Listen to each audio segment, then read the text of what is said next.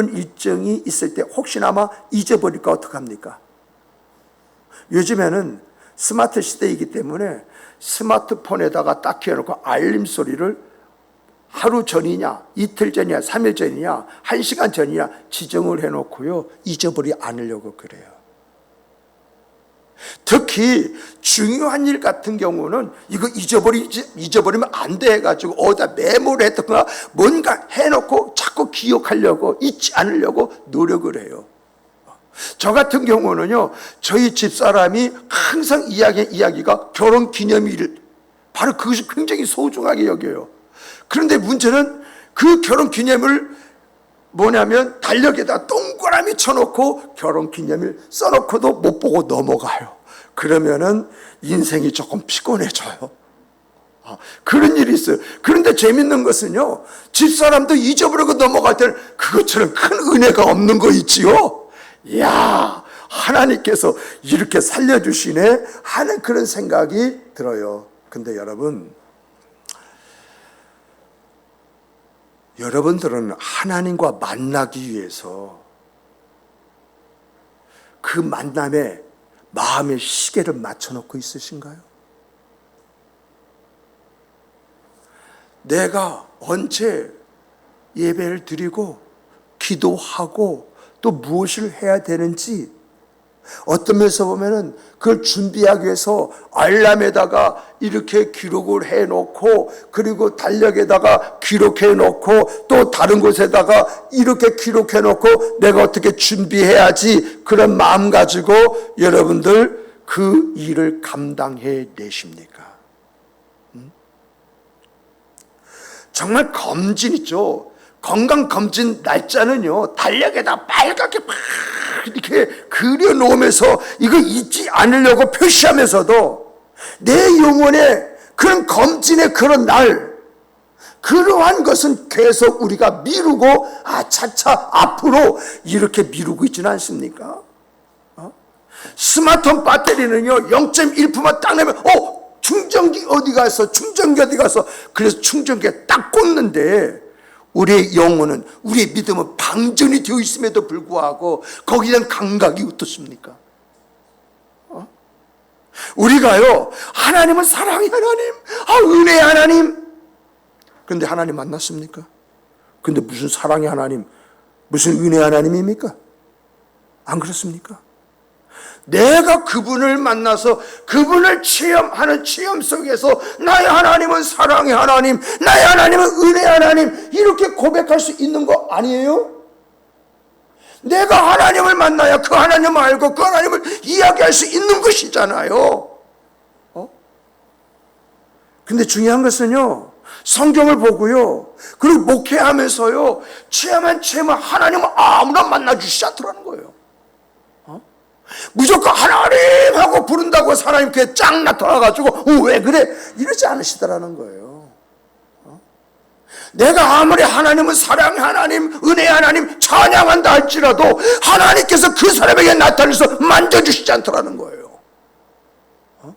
그럼 하나님은 어떤 사람을 만나주시느냐? 성경을 보고 많은 사람의 사례를 보니까 여러분, 정말 하나님은요 전심으로 구하는 자, 온 마음으로 찾는 자에게 임하시는 하나님, 만나주시는 하나님, 그의 생각 그 삶에서 역사해 주시는 하나님이시더라고요. 그렇다면은 우리가 여기서 온 마음이라는 것은 어떤 것이냐라고 하는 것을 우리가 규정해야 되잖아요. 온 마음으로 하나님을 찾고 하나님을 사모하고 하나님 안에서 살아야 된다라고 할 때에 이 온 마음이라고 하는 것을요 규정하지 않으면요 우리는 단어에 그냥 매몰돼 버려요. 그래서 온 마음이라는 것이 어떤 것이냐라고 할 때 그 첫 번째가요 집중된 마음입니다. 집중된 마음. 다른 것에 흔들리지 않는 그런 마음. 예를 들면 수능생이 바로 그러한 예잖아요. 수능생이요, 수능을 지금 앞에 두고 있는데 SNS나 쳐다보고 있고 말입니다. 어떤 동영상에 빠져가 그나 보고 있고 말입니다. 어떤 오락에 빠져가 그것을 하고 있다고 한다면 수능의 결과가 좋겠습니까? 아니잖아요. 그래서 온 마음이라는 것은 어디에 집중? 하나님에 집중되어진 그 마음. 이게 온전한 마음이더라. 그 이야기입니다. 또 어떤 마음이냐라고 할 때 간절한 마음. 이 간절한 마음은 어떤 마음이냐? 갈급하고 진실된 마음, 어떤 절박함 속에서 하나님이 아니면 안 됩니다라고 이러한 마음 가지고 하나님을 찾는 그러한 사람이 온전한 마음을 가지고 온 마음으로 하나님을 찾는 사람이라 이렇게 이야기합니다. 그리고 또 어떤 사람인가라고 했더니 여러분 계산을 내려놓은 사람입니다. 계산을 내려놓은 마음. 어떤 이익, 손해 이거 따지지 않습니다. 이익이만 안 주실 은혜고 손해도 내가 하나님께 날 갚아주실 은혜라고 생각하면서 행하는 거예요. 어떤 자존심, 어떤 체면이요? 자존심이 하나님 은혜를 가져다 주나요? 체면이 하나님이 주시는 복을 받는 것인가요? 다 내려놓는 마음. 이걸 우리 주님께서 겟세마네 기도에서 보내주셨지 않습니까? 아버지, 내 원대로 하지 마옵시고 아버지의 원대로. 거기에서 인류의 구원이 성취가 되어지고 하나님의 회복이라는 것이 그분 생과 그 삶 속에 주어지고 나타남으로 오늘의 일까지 우리의 구세주가 된 것이 아니겠습니까? 그러니까 온 마음은 어떤 것이냐? 그것이 집중된 마음이고 간절한 마음이고 계산을 내려놓은 마음이다 라고 할 때 이것을 아주 우리가 듣기 쉽게 이해하기 쉽게 한다고 한다면 하나님이 아니면 안 됩니다. 이게 온 마음이에요. 정말 여러분 우리의 마음이 어떤 마음이냐, 내 마음의 태도가 어떤 마음의 태도이냐, 이것이 나를 결정해요. 질을 결정해요. 은혜를 결정해요. 여러분 마음이 분산되면 어떻습니까? 마음이 분산된 데서 기도한다? 여러분 기도가 어떻습니까? 마음이 두 갈래인데 이것을 위해서 기도합니까? 저것을 위해서 기도합니까? 절충안을 찾는다고 찾는 꼬실이 참 웃기도 않지만은 그래서 응답이 주어집니까? 여러분 마음이 모이면요 하나가 되어지면 하늘이 열립니다. 성경을 보면은 하늘문을 열었던 그런 사람들 보면은 마음이 하나잖아요. 집중해서 구할 때 하늘이 열려지는, 그래서 사도 바울이 삼층천을 3번씩이나 갔다 오는 그런 역사가 일어나지 않습니까? 여러분 몸만 오면은 예배는 형식이 되어지지만 마음까지 같이 오게 되어지면 예배는 곧 만남이 됩니다. 누구하고? 하나님과 나의 만남이 되어지는 것입니다. 하나님은요 정성이 없는 그런 사람에게는 감동을 주시지 않지만은 간절한 마음을 가지고 있는 사람은 결코 외면한 적이 없습니다. 하나님은 지금도 전심으로 구하는 자를 찾고 계시다라고 하는 것, 이것을 우리가 성경에서 볼 수도 있고 오늘날에도 절실하게 찾는 그 사람들에게 응답하시는 하나님, 그 하나님의 소리를 들어보지 않습니까? 에스겔서 22장 20절 보면 이런 말씀이 있습니다. 이 땅을 위하여 성을 쌓으며 성 무너진 데를 막아서서 나로 하여금 멸하지 못하게 할 사람을 내가 그 가운데서 찾다가 찾지 못하였으므로 내가 말한 대로 분노를 쏟아서 이스라엘을 해체해버렸다. 이런 말씀하시잖아요. 이 말씀이 뭐예요? 하나님이 그렇게 말씀하셨고 그렇게 진행한다 할지라도 그것을 막아낼 수 있는 사람, 하나님 그러시면 안 됩니다. 하나님의 이름이 있고 하나님의 민족이 있고 하나님 그렇게 하시면 안 됩니다. 막아서는 사람, 그 한 사람을 찾으셨는데 찾지 못했다. 그래서 하나님께서요 분노를 쏟아내 부었다고 이렇게 이야기합니다. 여러분 정말 우리가요 생각해야 할 것은요, 그 당시 이스라엘 사람이 나라 안 망해 괜찮아, 우리 가정 내가 이렇게 해가지고 잘 살고 있어, 내 인생 그래도 꼭 같이 있지, 내 이름 석자 내 이름 알만한 사람 다 알지, 그런데 중요한 것은 나라를 뭉개버리니까 가정이 초토화돼가지고 끌려가지고 가족이 말입니다 127개 도에 뿔뿔이 흩어져서 생사를 알아보지 못하는 그런 일이 발생하고요, 내 인생이 무너져가지고 노예 생활을 하게 되어지는 거예요. 이것을 막을 수 있는 단 한 사람, 그 한 사람을 찾았는데 하나님은 찾지 못했다는 것입니다. 그래서 분노의 잔을 쏟아부었다는 것입니다. 그래서 이스라엘이 이렇게 되었다고 분명하게 에스겔서를 통해서 이야기하시는 이야기를 들어보게 되어집니다. 여러분, 정말 내가 말입니다, 하나님이 찾으시는 그 사람이 되어진다면 나로 말미암아 내가 지켜주고, 나로 말미암아 내 가정이 지켜주고, 나로 말미암아 내 교회가 지켜주고, 나로 말미암아 이 나라 이 민족이 지켜지는 역사가 있는 줄 믿으시기 바랍니다. 우리가 성경을 보면요, 하나님께서 아브라함에게 나타나셔서 이제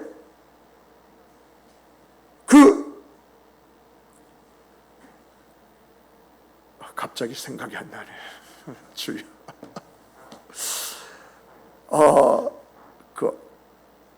하나님이 심판하시기로 나타나셨던 곳이 어디죠? 아브라함에게? 예? 그래서 하나님이 유황불로 심판하셨잖아요.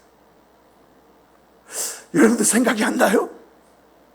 설교에 없던 것을 하려고 하면 갑자기 이렇게 딱 멎은 그런 때가 안타깝게 있어요. 미안해요. 소돔과 고모라잖아요. 소돔과 고모라를 멸망하셨을 때에 아브라함이 하나님 거기에 의인이 50명 있으면 45가 있으면 그리고 어디까지 10명까지 내려가지 않습니까? 그랬을 때 한 명만 있으면이라고 할 때 없다라고 하는 감을 잡잖아요. 자기 조카 롯도 하나님 보시기에 의인이 아니다라고 하는 것을 그가 거기서 깨닫지 않습니까? 더 이상 말을 하지 않습니까? 그러나 그 의인 한 명, 그것이 바로 롯이라고 한다. 롯 때문이라도 그 소돔과 고모라는 심판받지 아니했을 것입니다. 여러분, 성경을 보세요. 모세를 한번 보세요. 이스라엘 민족이 말입니다, 우상을 만들어 놓고 이것이 하나님 앞에 하나님이다 생각하면서 하나님 앞에 제사를 드리지 않습니까? 하나님이 진노하셔가지고 이스라엘을 멸하시겠다고 이렇게 말씀하실 때 그때 모세가 하나님 앞에 중보를 합니다. 주여, 이 주의 백성을 멸하지 말아 주시옵소서. 하나님이 하시고자 하실 그 일에 가로막고 하나님 그렇게 하시면 안 됩니다. 자칫하면 하나님께서 당신의 백성들을 이 광에 끌고 와서 죽이려고 했다고 하는 말을 들을 수도 있습니다. 하나님의 영광에 흠이 되어집니다. 하나님 그리하지 마옵소서 막아서니까 하나님께서 뭐라고 이야기하십니까? 하나님께서 그 간절한 그 기도를 들으시고 내리시던 재앙을 거두시지 않습니까? 이 한 사람의 요청 때문에 이스라엘이 구원되는 역사가 광야에서 일어났습니다. 이뿐 아니죠. 출애굽기 33절을 보면 하나님께서 내가 이후로는 너희들과 함께 가지 않겠다. 내가 대신 천사를 보내서 너희들 앞길을 이제 핸들링 하도록 하겠다. 이렇게 이야기를 합니다. 그럴 때 모세가 뭐라고 말합니까?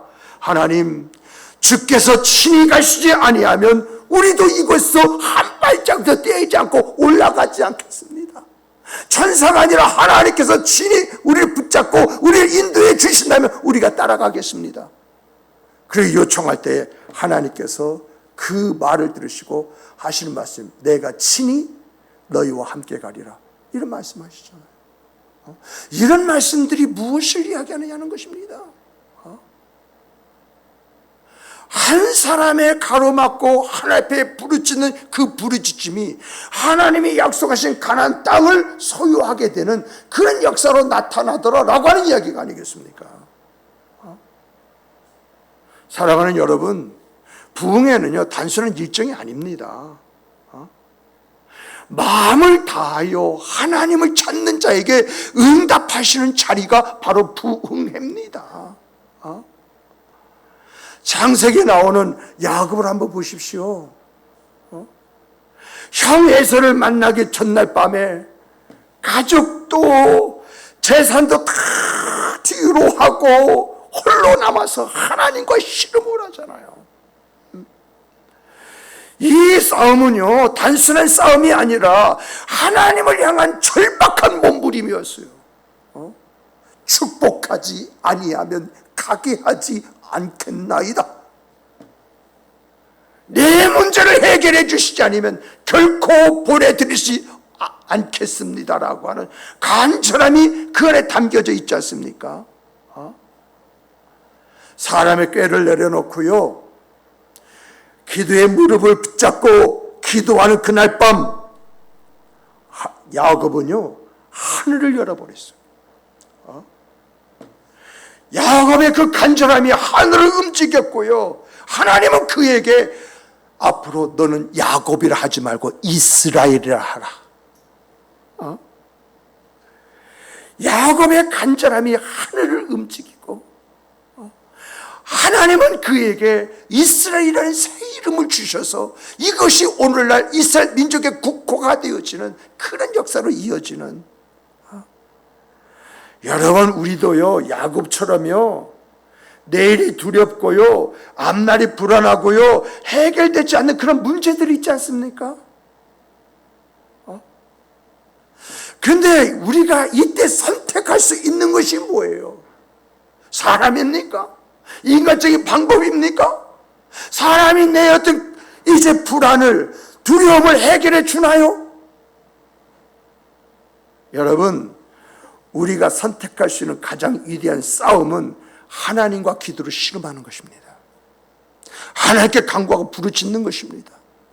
그럴 때 사망의 음침한 골짜기에서 건져주신 그 하나님, 그 하나님을 경험하게 되어주는 것입니다. 여러분 사무엘 어머니 한나를 한번 보세요. 사무엘 1장 보면은요, 아이를 낳지 못한 고통은요 사람의 위로도 채워지지 않는다. 남편이 위로하잖아요. 근데 위로가 되어집니까? 더 애달픔으로 나타나지 않습니까? 그래서 초막절 절기를 맞이해서 예배하기 위해서 성막으로 갔던 이 한나가 형식이 아닌 진심으로 입술은 움직이는데 소리가 들리지 않는 기도로 통곡하면서 하나님 앞에 부르짖습니다.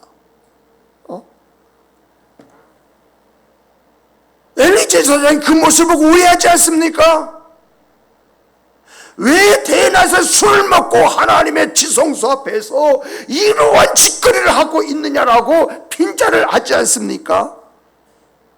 이런 오해 앞에 한나가 뭐라고 이야기합니까? 나는 술에 취한 것이 아닙니다. 나는 마음이 슬픈 여자입니다. 심히 원통하고 격분된 것이 많아 그렇게 기도했을 뿐입니다라고 이야기하잖아요.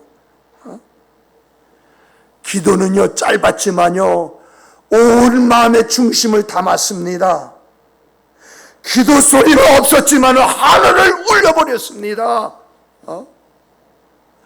그 결과 하나님이 이 한나의 기도를 들으시고 사무엘에는 응답을 주셨을 뿐만 아니라 그 응답 속에서 무엇을 체험했느냐? 하나님을 깊이 있게 체험하는 체험이 그 인생사 그의 삶의 내용이 되지 않습니까? 여러분 한나의 기도는요 사람에게 보이는 기도가 아닙니다. 한나의 기도는요 하나님 앞에서 철저히 부서진 자기를 내어놓고 통곡하는 시간이었습니다. 여러분도 이렇게 기도해 본 적이 있으십니까? 한나의 기도는요 긴 기도 아니었어요. 하지만요 그 기도의 깊이는 아주 깊었어요. 한나는요 큰 소리로 하나님하고 부르짖는 그런 부르짖음의 기도가 아니었어요. 그러나 거기에는 큰 믿음이 담겨있는 이제 기도였습니다. 여러분 부흥회는요 하나님께서 우리를 기다리는 시간이에요. 그런데 우리는 이런 말을 하죠. 바빠서 피곤해서 시간이 없어서 할 일이 많아서.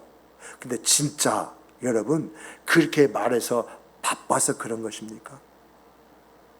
피곤해서 그런 것입니까? 시간이 없어서 그런 것입니까? 할 일이 많아서 그런 것입니까?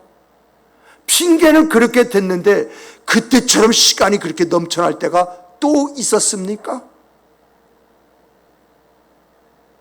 그러나 생각해 보십시오. 여러분, 밥은 굶어도 살 수 있습니다마는 이미 여러분과 저는요, 은혜가 없으면 살 수 없는 사람이 되어버렸어요. 아닌가요? 잠은 부족해도 견딜 수 있지만은요, 우리는 이미 하나님이 없으면 무너지는 그런 사람이 되어버렸어요. 그러므로 우리에게 필요한 것은요, 휴식이 아니라 회복이고, 정보가 아니라 말씀이고, 스케줄이 아니라 성령의 역사입니다. 우리에게 필요한 것은. 부흥회는요, 내가 선택해서 내가 가는 자리가 아닙니다. 하나님이 내게 주시는 기회의 자리입니다. 행사가 아니라 하나님의 초대입니다. 갈급한 자는 생수를 마시고 준비된 자는 은혜를 누리는 시간이 바로 부흥성회입니다. 그럼 여러분에게 이런 질문하면서 말씀을 맺겠습니다. 여러분은 마지막으로 언제 말씀 앞에 여러분의 심령이 무너졌습니까? 그게 언제입니까? 머나먼 옛날입니까? 요 근래입니까? 여러분 하나님의 음성을 듣고 말입니다, 마음이 찢어질 만큼 울어보신 적이 언제입니까? 그 말씀 앞에서 통곡하면서 울부짖었던 그때가 언제입니까? 기도 중에요, 심장이 떨리고요, 숨조차 멎는 듯한 그 하나님의 임재, 그 임재를 언제 느껴보셨습니까?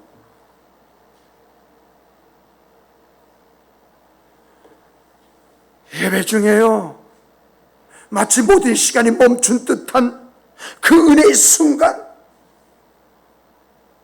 그때 언제 그런 일이 있었습니까? 어저께 저희 집사람이 어떤 권사님의 이야기하는데 한 3시간이 그냥 훅 지나갔는데, 권사님, 우리가 벌써 같이 있는 게 3시간이에요? 그런데 지루했네요? 아니요, 벌써 3시간이에요. 하나님의 말씀을 들으면서 언제 그런 일이 여러분 안에 있었느냐라고 하는 것입니다. 여러분, 이런 감정은요, 이런 체험은요, 여러분, 감정이 아니라 은혜의 결과로 내가 경험한 사건들입니다.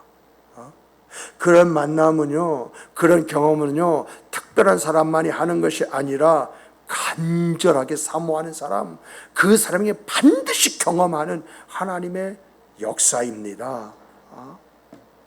이번 부흥회는요, 저는요, 이 부흥회를 준비하면서 단순한 부흥회가 아니다라고 하는 그런 생각이 내 안에 계속 들어옵니다. 정말 이런 부흥회는 하나님이 우리를 부르시는 부흥회라고 하는 그 믿음의 확신이 있습니다. 내 식어버린 심령을 일깨우시고 멈춰진 그 신앙의 발걸음을 다시 걷게 하시는 하나님, 그 하나님의 초대가 이 부흥회다, 이런 믿음의 확신을 가지고 있습니다. 그래서 여러분, 이번 부흥회는요, 한번 그래 참석해보자 이런 마음 가지고 참석하지 마시고요, 이번에는 나도 반드시 하나님을 만나야겠다, 그런 믿음의 의지를 가지고 한번 참석해 보시기 바랍니다. 어차피 참석할 것이라면 어떤 마음의 태도를 가지고 임하느냐, 그것이 하나님을 경험하는 그것을 결정한다고 한다면, 하나님이 원하시는 그 모습이 내 모습이 될 때 그 모습 속에서 나를 만져주시고 회복시켜주시고 일으켜주시고 온전케 해주시고 아름답게 해주시는 그 하나님을 찬양한 찬송이 내 입술에서 나오는 거 아니겠습니까? 여러분, 정말 예레미야서 29장 13절 오늘 본문 말씀 보면은요, 너희가 온 마음으로 나를 구하면 나를 찾을 것이요 나를 만나리라 했습니다. 이런 그 말씀이 오늘 우리들의 입술에서 나오는 귀한 간증이 되기를 주님의 이름으로 축복합니다. 축복합니다. 너희가 온 마음으로 날 구하면 나를 찾을 것이요 나를 만날 것이다. 이게 제 말입니까?